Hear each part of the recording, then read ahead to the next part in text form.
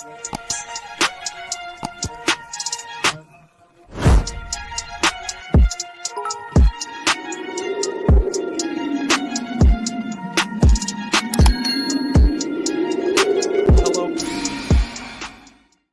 Yo! Another video. Same day. Same shirt. And today, we got that one time the CIA faked a vampire attack to take over a country. What? Look, man, the CIA has done a lot of crazy stuff. I'm not going to say what I know because I don't need no red dot on my forehead. I will keep it at that. I'll let Wendigoon do all the conspiracy talking. Without further ado, let's get into it.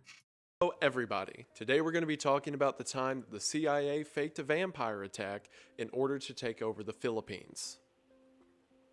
Yeah, several of my videos discussing weird historic events can be qualified as conspiracy theories, or at least conspiracy adjacent, but this one has been documented by government accounts, several journalists, people who were there and affected by it, as well as the people who organized it themselves. So pretty straightforward. After World War II, the American government was concerned with communist influence in Southeast Asia. In order to establish power within Southeast Asia, the American government began commandeering several countries in the region. Among their places of concern was the area of central Luzon, Philippines. However, in the late 40s and early 50s, there was a local rebellion taking place within the Philippines that the government would have to quell in order to establish dominance in the region. So, in 1950, Lieutenant Colonel Edward Lansdale was sent to the region in order to stop the rebellion by any means necessary. Since the rebel forces were any means necessary, army, usually means killing, but yes, direct vampire force didn't attack seem to work. So instead, Lansdale moved to psychological operations. And among those operations, as we'll talk about, were vampires. The story and a lot of the conspiracies around it run deeper than just hoo-hoo ha-ha vampire attack, but we'll also get to the hoo-hoo ha-ha vampire attack, so don't worry. But you'll see how a vampire attack in the Philippines connects to the Kennedy assassination and also sabotage condoms. What? As soon as I heard about this story, I had to immediately tell somebody about it. I mean, it's too weird not to. Thanks for telling us. As we move into the spooky season, I think this is a pretty good topic to bring up. So if that sounds interesting to you, stick around as we talk about the time that the CIA pretended to be vampires.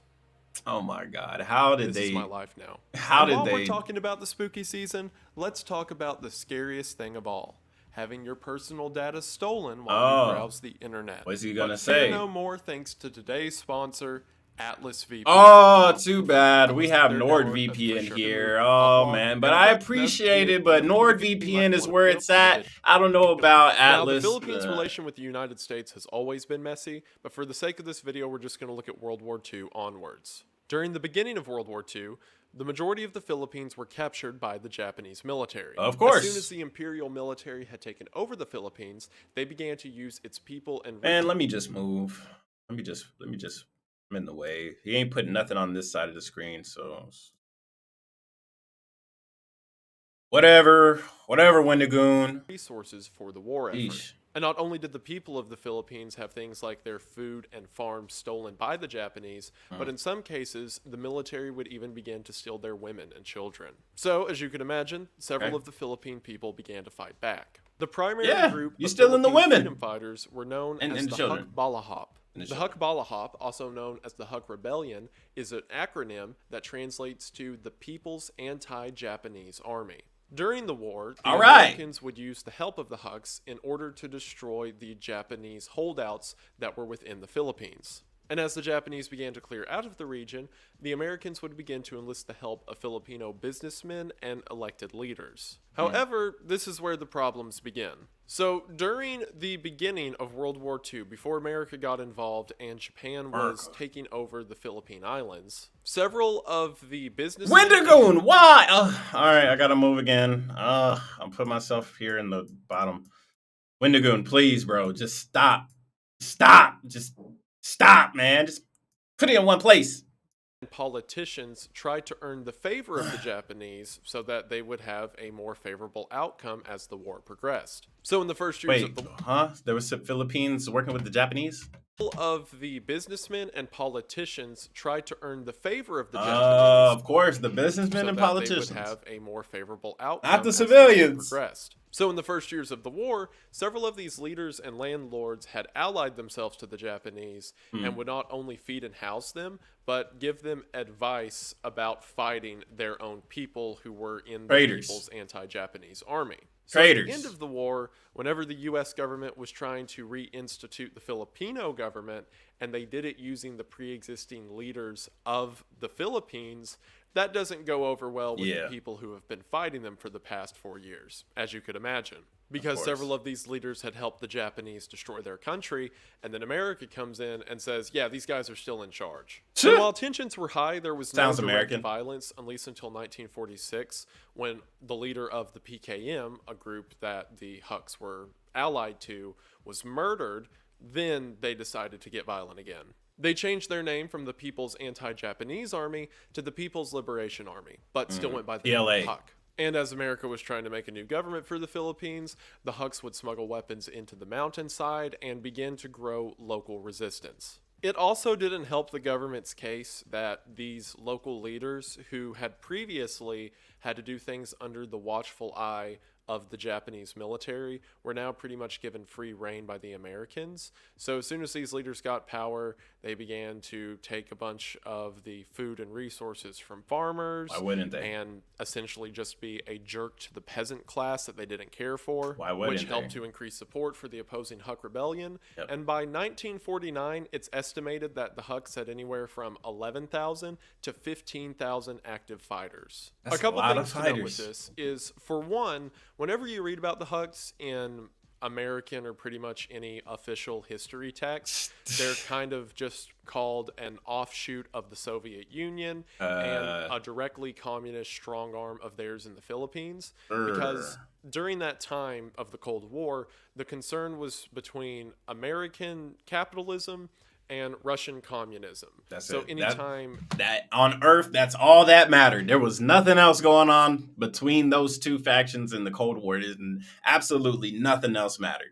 There was any problem or enemy that came up against America, they'd say, oh, well, they're just in league with the communists. And because of that, the Huks have gone down in history as a communist fighters group. And while the Huks were allies with the PKP, who was a group of fighters who were a part of the Soviet Union, all of the Huk fighters were like farmers who just didn't like having their stuff stolen. Yeah, so they just fought back. While you could maybe argue that kind of was in line with some of the beliefs, they just didn't want to get pushed around. So calling them a Soviet Union military organization is exaggeration at best. I should also mention that while everything I've said until this point paints the Huks out to be just like these valiant freedom fighters fighting against the government, still had some corruption. while there were certainly elements of that, by 1949, the movement had become large enough that people would claim the name of the Huk Rebellion so that they could get away with things like murder and robbery. So while there definitely was a good cause, at least in the beginning, by 1949, 1950, the Huks were seen as a bunch of rampant pillagers, at least around heavily populated areas. Like in the mountainside where the original Huk rebels were, there was more of a grassroots movement to help them, but that dissonance can't last long. Government is not being good to its people, and some of the people are acting a fool. Now, did the United States government care about this? No. Why would we? They were concerned with the Russian threat, and everything they did was to advance that end, as we're going to see. So if America is going to have a position of power in the Philippines, which is a very strategic location for anything in Southeast Asia, then they're going to have to deal with this local infighting. So in 1950, the Pentagon sent one of their best men to the Philippines, Lieutenant Colonel Edward Lansdale. Now, if you're weird like I am and into crazy Cold War psyop stuff, Lansdale is a very familiar name. He wrote the book for what would become the majority of psyop tactics from Vietnam forward. He's also very instrumental in a lot of special forces training and tactics and adventures that they would go on later. And he was actually one of the founding members of the CIA. Before World War II, when he would join the military, Lansdale was an advertising executive in San Francisco. From that job, he developed knowledge as to how people's minds work and how to convince them of what you want them to think. So whenever he joined the military during World War II, he was sent to the Operation of Strategic Services, or the OSS, which Office. after the war, the members of it created the Central Intelligence Agency, or the CIA. So Lansdale, one of the first ever CIA agents, gets to the Philippines in 1950 and creates something called the Civil Affairs Office. The Civil Affairs Office was a means for Lansdale to communicate with Filipino leaders of how they can best destroy the Filipino rebellion. As an expert in psychological warfare, Lansdale said that the best way to convince a people of what you want them to think is by using their own truths and ideas against them. So after analyzing the situation and speaking with other leaders, Lansdale determined that the majority of Filipino people were very superstitious and had a lot of religious beliefs tied to local tradition. So he decided that that is how he's going to get them. The first of these operations went as follows. On a cloudy day, he had someone fly a small airplane with a very large speaker attached to it. This airplane flew over the Philippine countryside, where it was believed that several of the locals were aiding and abetting Huk rebels. And from this large speaker flying through the clouds, played several curses in the locals' native language. Oh. These messages said that any collaborators who are helping the local rebels will have their family cursed and all of their belongings destroyed if they continue to aid them. And it seems that this worked, as in the following weeks, several groups of Huk rebels turned themselves into the authorities because they were starving. See, typically with these guerrilla factions, they have to rely on the goodwill of others and create this underground network of supplies and shelter in order to sustain themselves. But now that these people were afraid of a curse and kicked them out, they had no other option but to turn themselves in or starve to death. They did. So seeing that this was working, Lansdale, I think they did. Doubled down. Lansdale had several men embedded into the local population in order to give him information as to where the Huks were or what they were doing. So using this information, Lansdale began to get data on which specific houses were aiding the rebels. Then, under the cover of night, his agents would go out next to these houses and spray paint these large watching eyes on the streets around these houses. So imagine that you are a local person who is invading a group of rebels, and while you're supportive to their cause, you also have yourself and your family to look out for.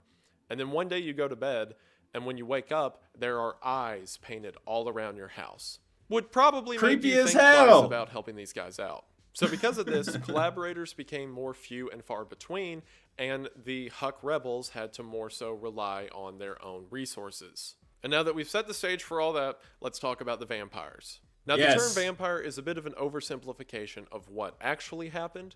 The Filipino people have a legend of a creature known as an aswang. Aswang itself is kind of an overarching term that can embody ideas from witchcraft to zombie-like risen dead people to demonic spirits or what have you. But the commonality seen throughout aswang belief is that they are a blood-sucking creature who drains the blood of their victims. Most often through a long tongue that shoots out and stabs people kind of like a mosquito. So Lansdale, having seen that flying a plane and pretending to be God worked, maybe they should try the vampire thing. Specifically, there was a mountaintop in central Luzon that was a strategic control point for the Huk rebels. And Lansdale decided to literally scare them out. So he had a couple of his men go to the villages around the mountain and begin talking of how they saw an aswang on the mountain nights prior. Sure enough, other rebels said that within the day, people in the town and then began they just to start spreading it. And they just start spreading it. An aswang or demonic creature draining the blood of people in the forest around the mountain. So Lansdale waited a couple days, at which point he was sure that the information got back to the Huk rebels directly, and then decided to send a group to attack. So a couple nights after this story's been floating around, there is a group of Huk rebels on top of the mountain doing a patrol around the trails along the top of the mountain itself. Let me put and as they're patrolling,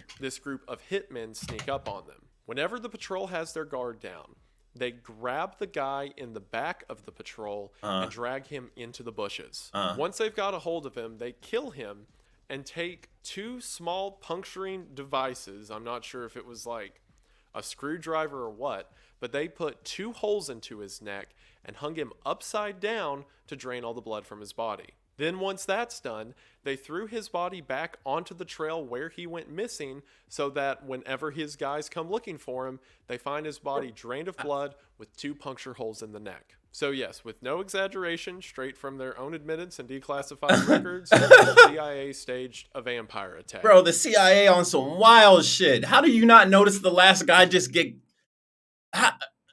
Oh my God. Random Filipino freedom fighter. I would never be in the And back of the perhaps patrol. even more surprisingly, it worked.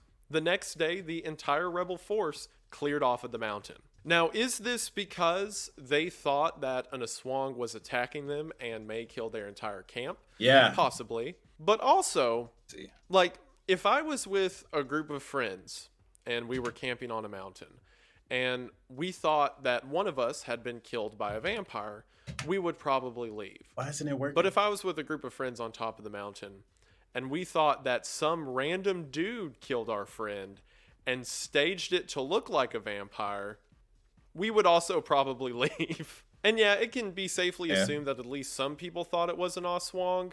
At the same time, a lot of people probably thought that it was the CIA killing them and draining their blood, which is also a pretty good reason to get out of there. From here, psychological operations continued in the Philippines for some time to come. I don't and think while it's everyone working. likes I don't to know why. remember the flying plane threatening curses at people and the giant eyes and obviously the vampire attack, there were a lot of other psychological operations that had the same, if not greater, effect. For example, Lansdale began a radio show that people in the mountains for the first time could hear directly from their leaders how they're trying to rebuild the country. Lansdale made sure that government officials were no longer being abusive to the locals, which, again, if the locals feel like they're not being oppressed, they don't really have the need to support a group of freedom fighters. Yeah, and several makes no government sense. leaders Makes no would sense. dress up and pretend to be Huk rebels and go through villages stealing food and yelling at people. So as villagers began to think that the government was beginning to have their best interests and be supportive, while the Huks were murdering people and acting like jerks, half legitimate, half government officials dressed up as Huk rebels, then support for the Huk rebellion began to die out. It was also about this time, again around 1953, that the Filipino government was like, wow, thanks America, we sure are glad you helped us out with those rebels. You can go ahead and leave whenever you want. And then we didn't CIA leave. was like, yeah, leave. Yeah, Lansdale was we're not doing that. friends with someone known as Raymond Magsaysay. During Raymond Lansdale's Magsaysay. operations in the country, Raymond was the head of their Department of Defense, and Raymond aided Lansdale in his operations in the Philippines. So the two became friends whenever Lansdale was doing his operations, and around 1952 he says, "Hey Raymond, why don't you run for president?" And Raymond And then says he that's a wins. great idea and begins to run. But as soon as he does, he quickly realizes that it's not him running for president, it's the CIA running for president. Raymond was used as a puppet, and everything Of from his course. speeches to his It's policies the CIA. were decided by the U.S. government. To ensure Raymond's election, When did this all the happen? CIA This happened back in... There was a Wikipedia page. He popped up. Happened in... what's it say? 1941. Around 1941, this was all happening. as it, quote, put if he wasn't elected, they could stay, and Raymond was elected. It turned out a message directly to President Eisenhower President that said, Eisenhower. I will do whatever the United States wants me to do, even if my people disagree with it. Also from declassified Hey. reports, when And Raymond was trying to get the bag. whenever the day of the election came and Raymond was elected, it turns out the CIA had illegally smuggled guns into the country and hidden them around the city so that if he wasn't elected, they could stage a coup. In What the hell, 1957, CIA? Oh the my EU God. passed a law that said the Philippines will never accept any form of communism. As it, 1957. quote, puts us under the control and domination of an alien power. And, you know, we wouldn't want that now, would we?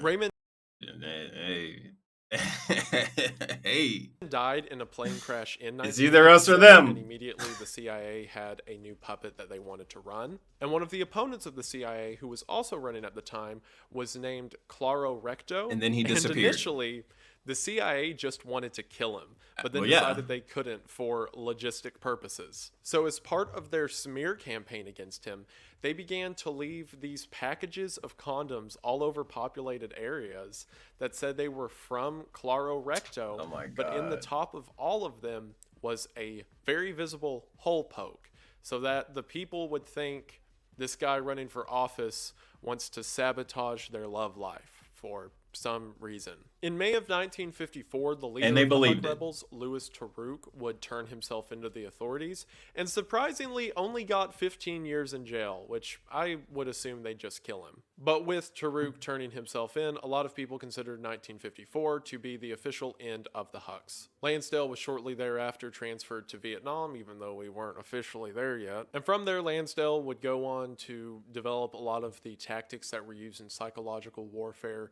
during the war in Vietnam. Among them, famously, is Operation Wandering Soul, where they tried to convince Vietnamese soldiers that there were ghosts in the jungle. And no, I'm not kidding. However, Did they he believe wasn't it? directly involved with that operation. It was more so his influence and the departments he created, because at the time, he was the lead in Operation Mongoose. Operation Mongoose was the secret operation that didn't officially happen until they said it officially happened years later, like they always do, where Lansdale was officially tasked with killing Castro, or at least destroying the Cuban government Yeah, by good whatever luck. means possible. After Lansdale's failure with this and things like the Bay of Pigs operation, he was officially fired from his position as head over CIA psychological warfare by the Kennedy administration, more specifically McNamara. However, he still maintained several ties to the CIA after this, and according to many theorists, was a part of the Kennedy assassination. Or if Hey. Allegedly. Oh, snap, I muted it. many theorists, was a part of the Kennedy assassination, or if he wasn't directly one of the collaborators, at least knew about it. Which, for a guy who's already faked a vampire attack and pretended to be God, I'm sure killing a president's like a normal Tuesday for him. And with that, we have the end of the story of that That's time it. the CIA pretended to be vampires in order to take over the Philippines. See, I told you I wasn't lying. And remember, kids, the next time that somebody tells you the government wouldn't do that, oh, yes, they would. Because if pretending to 100%. be vampires is something they're just willing to throw out there, think about the stuff they're not willing to tell us. And while I'll probably Yeah. do longer videos in the future where I compile a lot of them, I read about this story and there was no way I couldn't talk about it immediately right now with no hesitation. So hopefully Understandable. if you're still watching, Totally understandable. you think it's at least half as cool as I know it is. And if you do, that's really cool. And I'm really glad you're here and you're really cool. And I just want to say Aww. thank you for watching. Thank you all so much for watching. Like I said, as the moment I heard about this story, I was like, I have to tell everyone right. A fish walks on land and threatens to destroy the Philippines. Man, why is everybody trying to destroy the Philippines? Oh my And it's also a good God. introduction to spooky season. Me, I am so glad I never conspiracy moved theory, there. itself, and vampires. Like what a Oh what my a gosh. horrible connection. I love it. But thank you all for watching this long. If you're curious about reading more into it, there's this fantastic book by William Bloom called Killing Hope, U.S. Military and CIA Interventions Since World War II. Wow. He's a journalist. Can't wait for an update. He's passed away now, but he went through all How of did the he pass court away? records and declassified information and laid out all of the government's meddling post World War II. And it's a fantastic book. I'm working my way through, and he details all of this stuff like very thoroughly, and it's a great read. And there's a lot more where this came from. I'll probably eventually make a video like giving a brief. All right, well, that's the end of that, man. That's crazy. That's a great video by Wendigoon. I liked it. Link in the description as always. Nando, welcome. I actually got a couple more videos and watch probably like 2 or 3 more videos, and then I'm gonna head out. This is for YouTube and all that stuff like that. So let me go ahead and highlight. Oh, I end it. But yeah, it's, the channel right here is I watch YouTube videos and then put them on my YouTube channel. Live reaction. I love live reactions. It's so much better than me just sitting here and talking to the camera and then waiting on a comment that will never happen. It's better if I just watch it on here. But yeah, the next video I'm gonna watch after I throw this intro because I gotta throw the intro for YouTube.